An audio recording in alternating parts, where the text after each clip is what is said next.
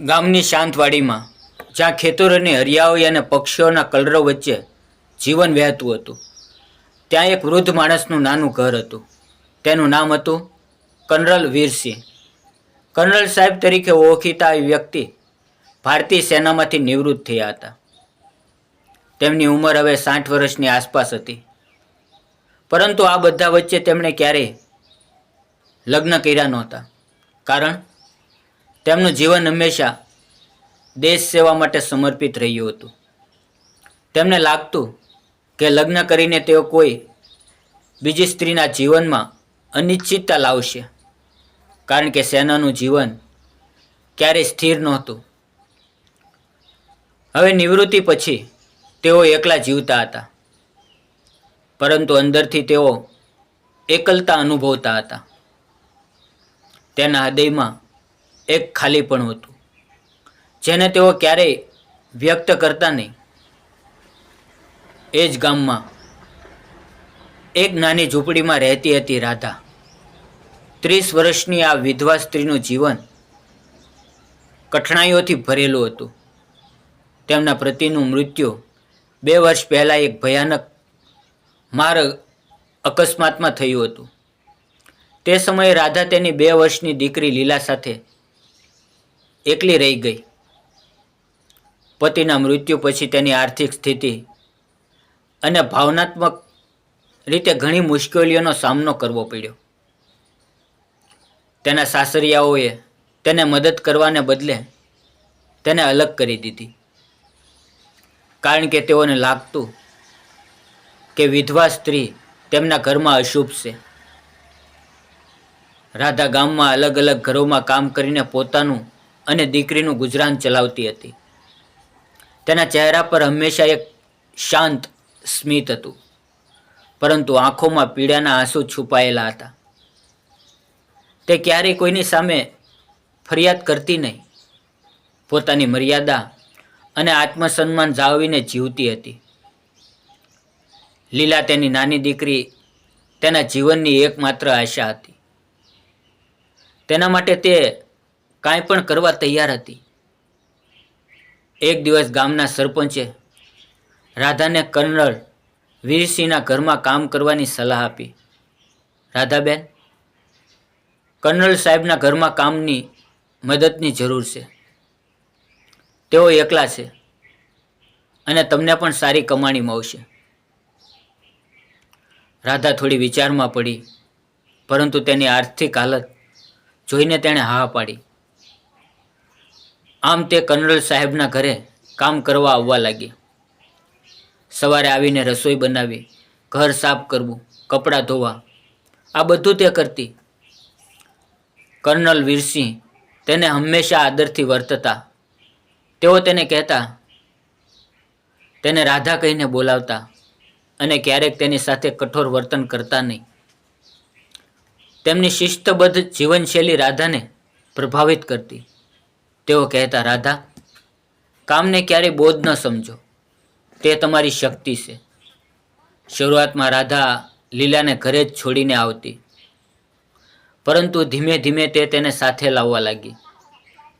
લીલા નાની હતી, પરંતુ તેની માસૂમ આંખો અને હાસ્ય કર્નલના હૃદયને સ્પર્શી જતા.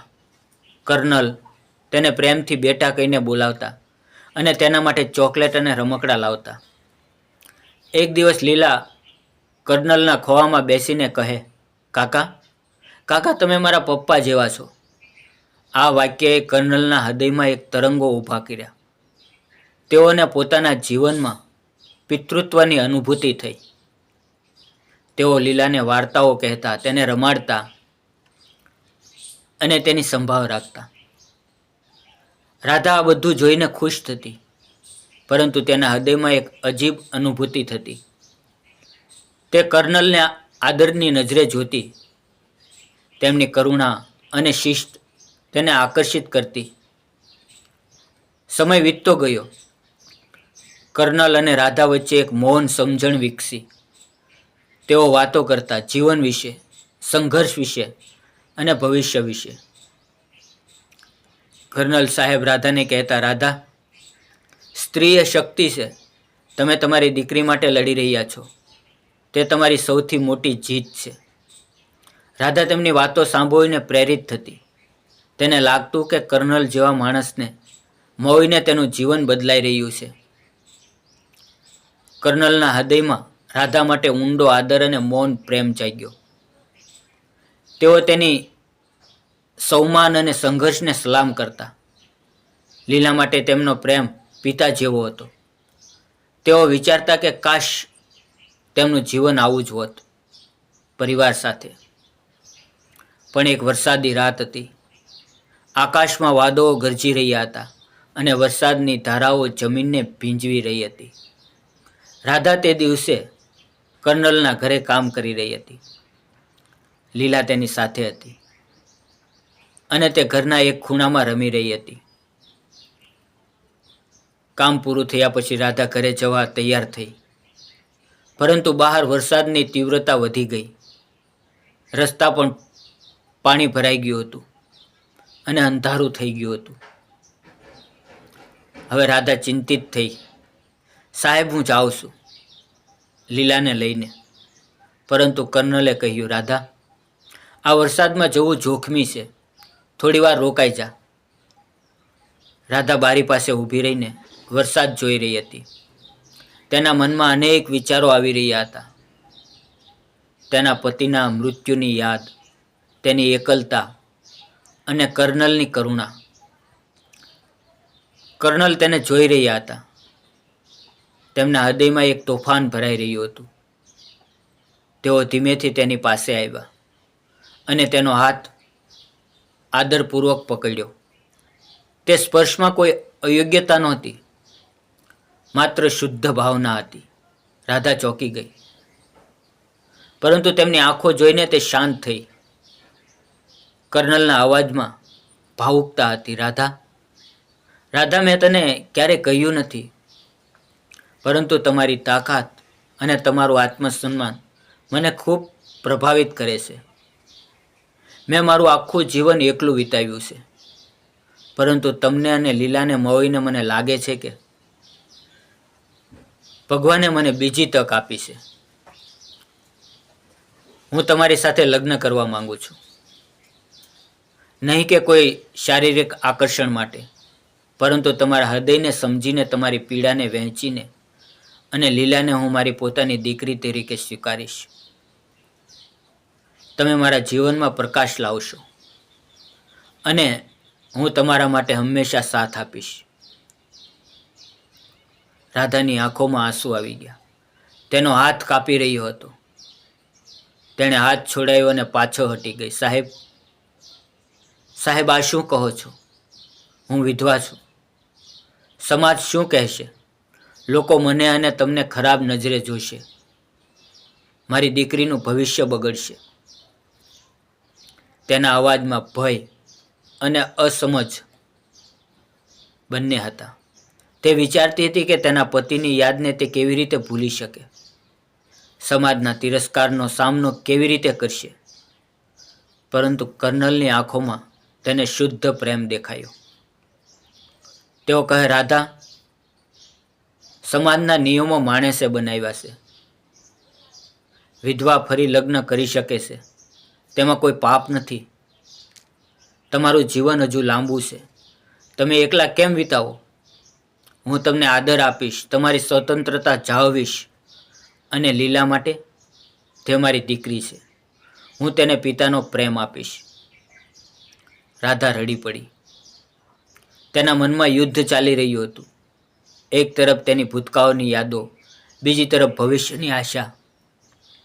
તે વિચારતી હતી કે તેની દીકરીને પિતાની જરૂર છે અને કર્નલ જેવા વ્યક્તિને મળી રહ્યા છે. આખરે તેના હૃદયે જીતી લીધું. તેણે કહ્યું, સાહેબ, જો તમે મને આટલો આદર આપો છો તો હું તમારી પત્ની બનવા તૈયાર છું. પરંતુ વચન આપો કે હંમેશા તમે મારી મર્યાદા જાળવશો. કર્નલની આંખોમાં આંસુ આવી ગયા. તેઓએ કહ્યું, હું વચન આપું છું રાધા. આ આપણું નવું જીવન છે. ધીમે ધીમે આ વાત ગામમાં ફેલાઈ. કેટલાક લોકોએ વિરોધ કર્યો, વિધવા સાથે લગ્ન? આ તો અશુભ છે.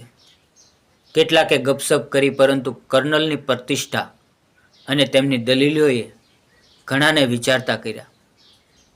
તેણે ગામની સભામાં કહ્યું, વિધવા ફરી લગ્ન એ સમાજની પ્રગતિ છે. સ્ત્રીને આદર આપવો એ આપણી સંસ્કૃતિ છે. ધીમે ધીમે ગામવાસીઓએ સ્વીકારી લીધું. પછી લગ્નનો દિવસ આવ્યો. ગામનું મંદિર ફૂલોથી સજાવ્યું હતું. રાધા લાલ સાડીમાં સુંદર લાગતી હતી. લીલા તેમની વચ્ચે બેઠી હતી. મંત્રોચ્ચાર વચ્ચે તેઓએ ફેરા લીધા.